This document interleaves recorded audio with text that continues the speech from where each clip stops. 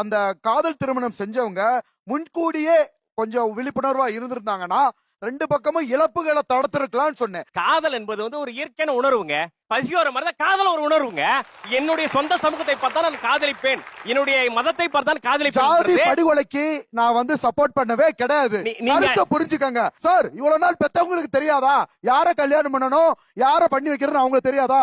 ஒரு தடவை டிஸ்கஸ் பண்ணிட்டே பண்ணலாம். 18 வயது நான் அடைந்தால் யார் இந்த நாட்டிற்கு பிரதமர், யார் இந்த நாட்டுக்கு முதல்வர், யார் இந்த தொகுதிக்கு எம்எல்ஏ எம்பி தேர்ந்தெடுக்கிற உரிமை இருக்கும்போது என்னுடைய வாழ்க்கை துணை வந்து யார் எடுக்கின்ற உரிமை ஒவ்வொருவருக்கும் இருக்கு. அது தப்பு இல்ல. முழுமையா தெரியாம அது என்னன்னு பார்க்காம அதை படிச்சு பார்க்காம அவர் சொன்னதை மட்டும் அந்த நேரத்துல உள்வாங்கிக்கிட்டு நம்ம ஒரு கருத்தை பண்ணல. யாருக்கும் பாதகம் இல்லாம தான் அதை நான் சொல்லியிருந்தேன். அந்த கருத்து எல்லாம் உடன்படுறீங்களா? இங்க இருக்கிறவங்க எல்லாருமே கையை தூக்குங்க. யாருக்கெல்லாம் அந்த கருத்துல உடன்பாடு இல்ல?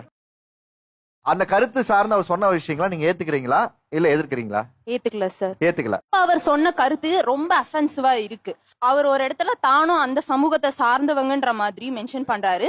அதுக்கப்புறம் அவங்களோட சமூகத்திலே வந்து கல்யாணம் பண்ணிருக்கலாம், அம்மா அப்பாக்கு தெரியாதான்ற மாதிரி சொல்லியிருக்காங்க. நாங்க வந்து எல்லாருமே இருக்கவங்க தான் லவ் பண்றாங்க. எங்களுக்கு தெரியும் எங்க லைஃபை எப்படி அமைச்சுக்கணும்ன்ற எங்களுக்கு தெரியும். எங்க பேரண்ட்ஸ் அதுக்கு எங்களை அலோ பண்றாங்க. அதே மாதிரி இந்த சமூகத்தை சேர்ந்தவங்கன்னு ஒரு பொது இடத்துல 4 பேருக்கு தெரியற மாதிரி அவரே இன்ஃபுளுன்ஸ் சொல்லிக்கிறாரு. அப்ப பொது இடத்துல இருக்கும்போது அவங்க ஒரு பொறுப்புணர்வோட தான் பேசணும். அது ரொம்ப தப்பான விஷயம். அவங்க she's not a good actor at all. அவங்க ஃபேம் ஆயிட்டாங்க. பட் அவங்கள வந்து அவங்க ட்ரெயின் பண்ணிருக்கலாம், ஒரு ஆக்டிங் கிளாஸ் போயிருக்கலாம், அவங்களுக்கு க்ரூமிங் பண்ணிருக்கலாம். அவங்களோட திறமைய அவங்களுக்கு திறமை இல்ல, ஃபேமஸ் ஆக முடியல, வாய்ப்பு கிடைக்கலன்றது கூட நீங்க திறமைய வளர்த்துக்கலன்றதுதான் உண்மை. ஸ்கூல் லைஃப்ல இருந்து என்னோட சர்டிபிகேட் ஷேர் பண்ணிருக்கேன். காலேஜ்ல சினிமா துறையிலும் போய் கால் பதிச்சிட்டேன். இவங்களுக்கு என்ன தெரியும் என்ன பத்தி? அது எல்லா கருத்து வரதான் செய்யும். நீங்க முதல்ல ஒண்ணு புரிஞ்சுக்கங்க. தெரியாமல போய் 5 படம் நடிக்கிறாங்க, மக்கள் கிட்ட இதாகிறாங்க. ஆனா திருப்பி சொல்ல வரேன்னா I am not a YouTuber.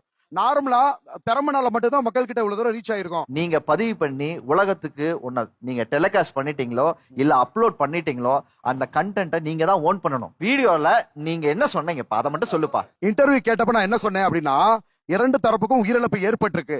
இதை தடுக்கிறதுக்கு என்ன பண்ணாலும் அவங்க கேட்டாங்க. அந்த பொண்ணுக்கோ அந்த பையனுக்கோ அவங்க குடும்ப சூழ்நிலை எப்படின்னு தெரியும். 2 பேருமே முன்கூட்டியே யோசிச்சிருந்தா இந்த விஷயத்தை தடுத்துருக்கலான்றது என்னோட பொது கருத்து. அது சுய கருத்து. அதை ஏத்துக்கிறது வேற விஷயம். இதுக்காக நான் ஆணவ படுகொலைக்கு சப்போர்ட் பண்ணேன்னு சொல்றது தப்பு.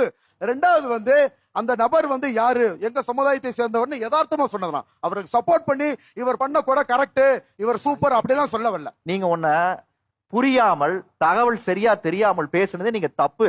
பொது கருத்து தானே, அது யாருக்கும் பாதகம் இல்ல. பொது கருத்தா? போக்குற போக்குல பேசுறதெல்லாம் நீங்க பேசிட்டு போயிட்டு அதனால வரக்கூடிய சமூக பாதிகள் பொது கருத்து நான் என்ன சொல்றேன், அவங்களுமே இப்ப சொன்னது பொது கருத்து தான். உங்களை பத்தி நீங்க நடிப்புக்காக செய்யறத அவங்க குறை சொல்லல. நீங்க சொல்றேன் திவாகர், நான் சொல்றது முதல்ல புரிஞ்சுக்கங்க திவாகர்.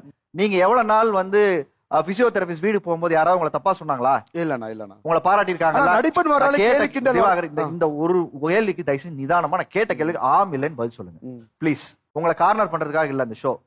கண்டிப்பா நீங்க பிசியோதெரபிஸ்ட் வீடியோ போடும்போது உங்களை யாராவது தப்பா இப்படி கோமாளின்னு உங்களை கூப்பிட்டு சொன்னாங்களா? இல்லண்ணா இல்ல.